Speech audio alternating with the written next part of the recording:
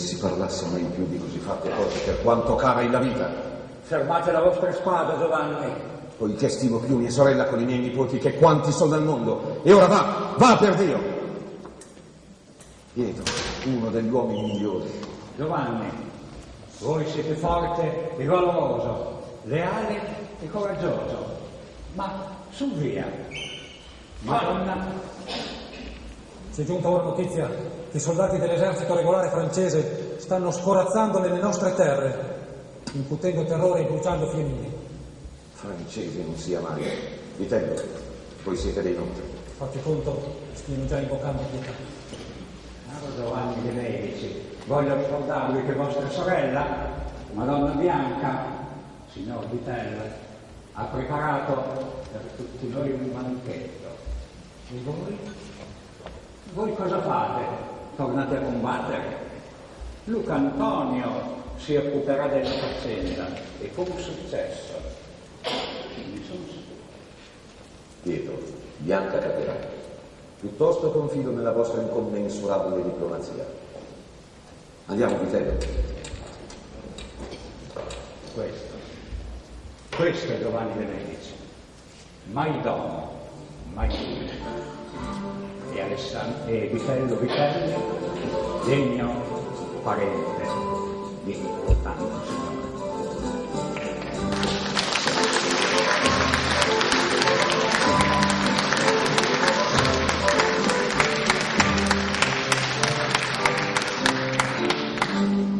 Riprendiamo un po' qualcosa delle illustrazioni di questo magnifico palazzo.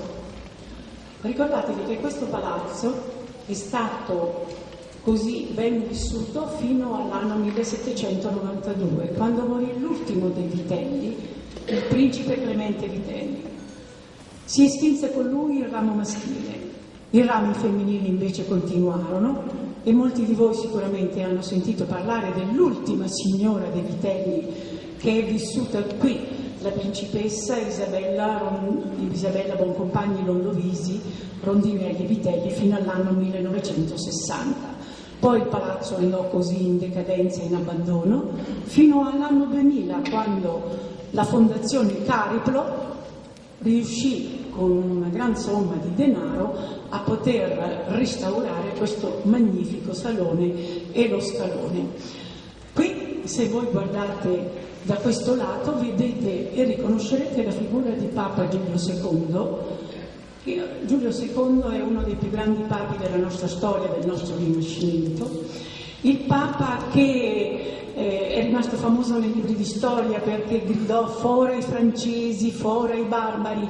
Sono lunghi anni che i francesi combattono, usano la nostra terra per soddisfare le loro voglie belliche. Allora uniamoci, signori d'Italia, Venezia, Este, Gonzaga, Aragona, uniamoci tutti insieme e cacciamo i francesi. E la battaglia definitiva si svolse a Modena, presso la Mirandola. Lì è la presa della Mirandola, di questa grande fortezza, e lì c'è Giovanni Vitelli che si inginocchia davanti a Papa Giulio II, gli consegna la fortezza e i francesi sono sconfitti definitivamente.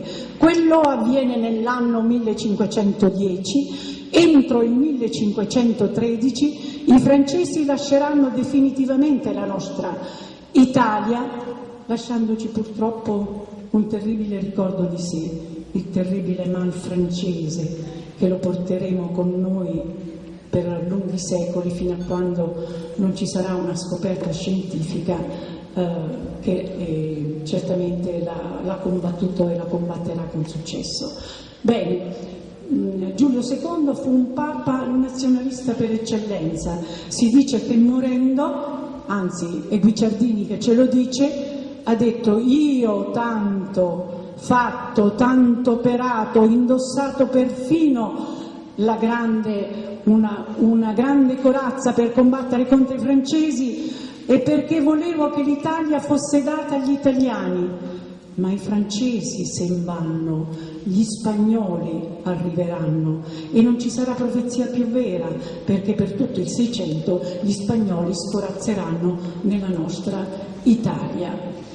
Poi noi andremo al riquadro lì alle vostre spalle e voi vedrete un grande figlio, il grande figlio di Giovanni delle Bande Nere che ebbe dalla principessa Salviati di Firenze. Quello è il Granduca Cosimo dei Medici. Lo vedete che c'è una specie di amorino che gli sta mettendo sopra una corona, lo vedete? È tutto con un gran robone, così si chiamava allora, di velluto bordeaux. È lì, da un lato. Cosimo de' Medici diventerà Duca di Firenze, anzi ancora meglio, Granduca. Dopo le guerre che gli stessi medici si faranno all'interno, divisi nei loro rami, ma lui riuscirà a prendere il potere e il potere gli sarà assicurato da Alessandro Vitelli e poi dal suo grande signore, dall'uomo che è l'emblema politico del Rinascimento, cioè Carlo V.